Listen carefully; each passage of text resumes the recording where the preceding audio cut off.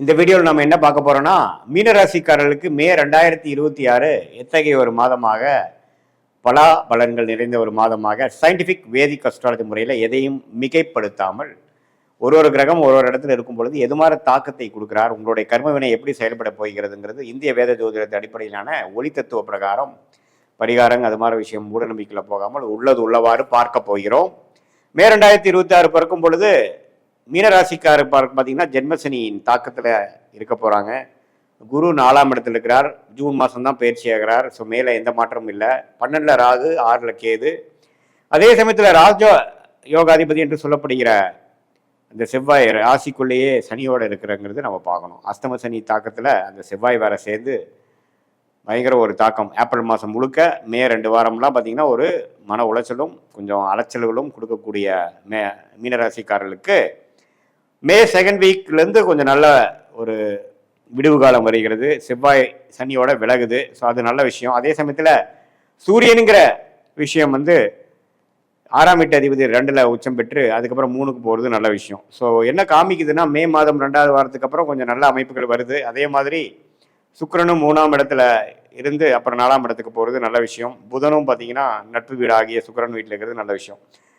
So ஜென்மசனியால் பாதிக்கப்பட்டிருக்கக்கூடிய மீனராசிக்காரர்கள் கொஞ்சம் மனம் சஞ்சலமாகவும் மனம் டல்லாகவும் எந்த ஒரு முடிவும் எடுக்க முடியாத அமைப்பாகவும் கொஞ்சம் சோம்பேறித்தனம் உள்ளவாகவும் அது மாதிரி அமைப்பு தான் போகும். அலைச்சல்கள் ரொம்ப நிறையா இருக்கும். தேவையற்ற அலைச்சல்களாகவும் இருப்போம். அப்படிங்கிற மாதிரி அமைப்புகள் போய் கொண்டிருக்கக்கூடிய மீனராசிக்காரர்களுக்கு இந்த மே மாதம் 2-3 வாரம் கழித்து வரக்கூடிய செகண்ட் ஆஃப் ஓரளவுக்கு விடிவு காலத்தை கொடுக்குது. ஜென்மசனி விஷயங்கள் முடியக்கூடிய அமைப்புகளை காட்டுது.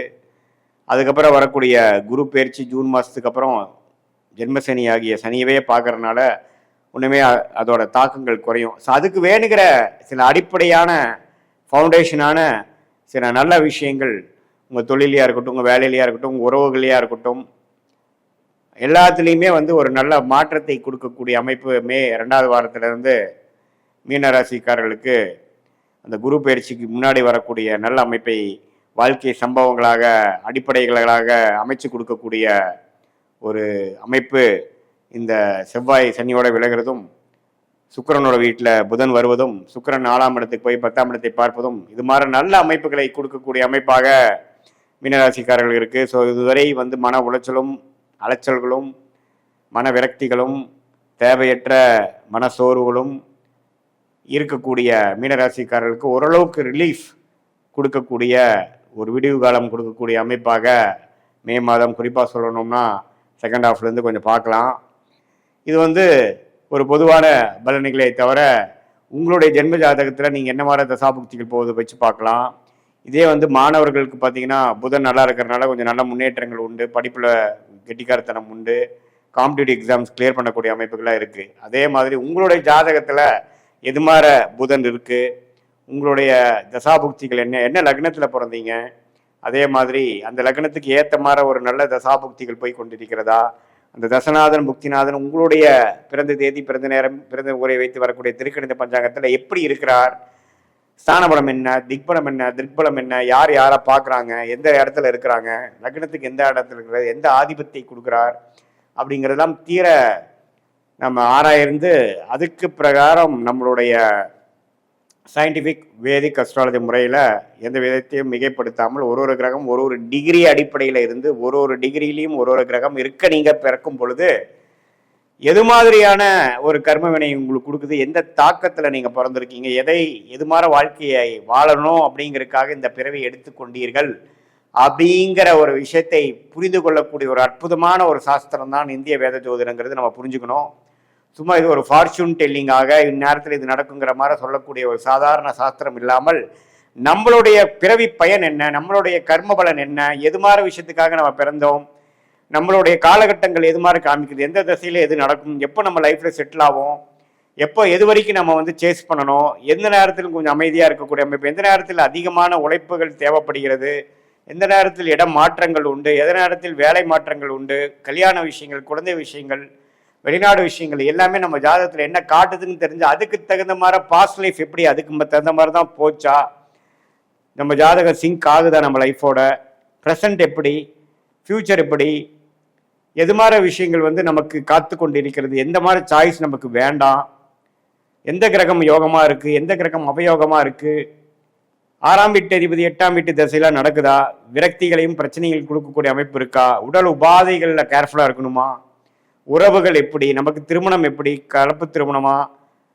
காதல் திருமணமா, அரேஞ்ச் மேரேஜா, எப்படி நமக்கு பிராப்தங்கள் காட்டுது, சீனியர் சிட்டிசன்ஸ்க்குலாம் ஹெல்த் விஷயங்கள் எப்படி இருக்குது, அவங்க ரிட்டையர்மெண்ட் எப்போ வருது மாதிரி இருக்குது, எப்போ வந்து அவங்க வேலையிலேருந்து கொஞ்சம் ஓய்வு பெறுவாங்க, தொழிலில் எப்போ செட்டில் ஆவாங்க, அது மாதிரி எல்லா வாழ்க்கைக்கு தேவையான எல்லா வயதினருக்கும் தேவையான வாழ்க்கை குறிப்புகள், வாழ்க்கைக்கு வேணுங்கிற அந்தந்த அடிப்படையான அந்தந்த ஏஜில் வரக்கூடிய கேள்விகள், அதுக்கு தகுந்த மாதிரி ஒரு கிளாரிட்டி எல்லாமே சயின்டிஃபிக் வேதிக் அஸ்ட்ராலஜி முறையில் ஒரு கிரகமும் உங்கள் ஜாதகத்தில் எப்படி இருக்குது, என்ன தசை நடக்குது, புக்தி நடக்குது, அந்தரம் நடக்குது, சூக்ஷமம் நடக்குதுங்கிற வாரக்கணக்கில் நாம் வந்து பலன்களை எடுத்து எது மாதிரி லக்னத்துக்கு எது மாதிரி விஷயத்தை கொடுக்குங்க. லக்னாதிபதி வைத்து தான் எல்லாம் சொல்ல முடியும். லக்னம் ஸ்ட்ராங்காக இருக்கா, லக்னம் எதை குறிக்குது, நீங்கள் எதை தேடி போய் கொண்டிருக்கிறீர்கள், ஃபினான்ஷியல் க்ளோரி தேடுறீங்களா, மன அமைதியை தேடுறீங்களா, உறவுகளை வந்து ஒரு ஹார்மோனியஸ்னஸ் அன்னோனியத்தை தேடுறீங்களா, குழந்தைகள் நல்லா வரணும்னு தேடுறீங்களா, அல்லது சிற்றின்பத்துக்கு தேடுறீங்களா,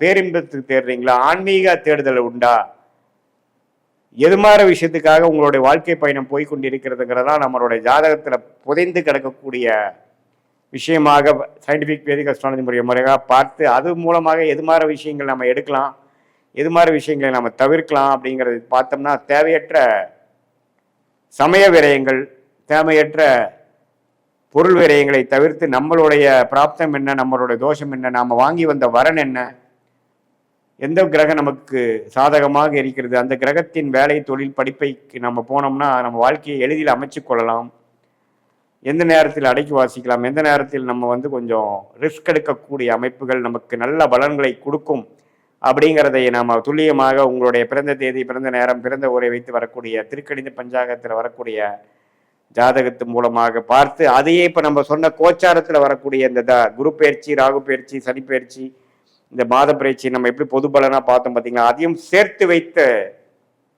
பார்க்கும் பொழுது ஒன்றுமே துல்லியமான பலன்கள் எடுத்து அது மூலமாக நம்மளுடைய லைஃப் பொட்டென்ஷியல் என்ன, நம்மளுடைய கோல்ஸ் என்ன, எந்த நேரத்தில் எப்படி செய்யலாம், எப்படி ஒருத்தருக்கு கூகுள் மேப் வந்து ஒரு இடத்துலேருந்து இன்னொரு இடத்துக்கு போய் சேருவதற்கு, தெரியாத இடத்துக்கு போய் சேருவதற்கு அது உதவிகரமாக இருக்குது ஒழிய அது நாம தான் போய் டிராவல் பண்ணணும். கூகுள் மேப் உங்களை தூக்கிட்டு போய் விடாது. அதே போல் இந்திய வேத ஜோதிட அடிப்படையிலான சயின்டிஃபிக் வேதிக் அஸ்ட்ராலஜி முறை உங்களுக்கு என்ன மாதிரி பேட்டர்ன், என்ன மாதிரி ஒரு ட்ரெஜெக்டரி, என்ன மாதிரி ஒரு வடிவத்துக்குள்ள உங்கள் வாழ்க்கை போய் கொண்டிருக்கிறது, எதை நோக்கி நம்ம போய் கொண்டிருக்கிறோம், எப்போ நேரத்தில் எதை செய்தால் நமக்கு எளிதில் நம்மளுடைய குறிக்கோள்கள் அடைய முடியும், நம்மளுடைய தேவையற்ற விஷயங்களை நம்ம தவிர்த்தாவே பார்த்தீங்கன்னா செய்ய வேண்டிய விஷயத்த நல்லா செய்யலாம். நிறைய பார்த்தீங்கன்னா நம்ம டிஸ்ட்ராக்டடாக போயிடுறோம். படிக்கிற விஷயத்துல இருக்கட்டும், வேலை விஷயமா இருக்கட்டும், பண்ணி ஒரு வருஷம் 2 வருஷம் போனதுக்கு அப்புறம் தான் அது நமக்கு உகந்ததில்லை, நமக்கு அது சரி வரல அப்படின்னு நினைக்கிறோம்.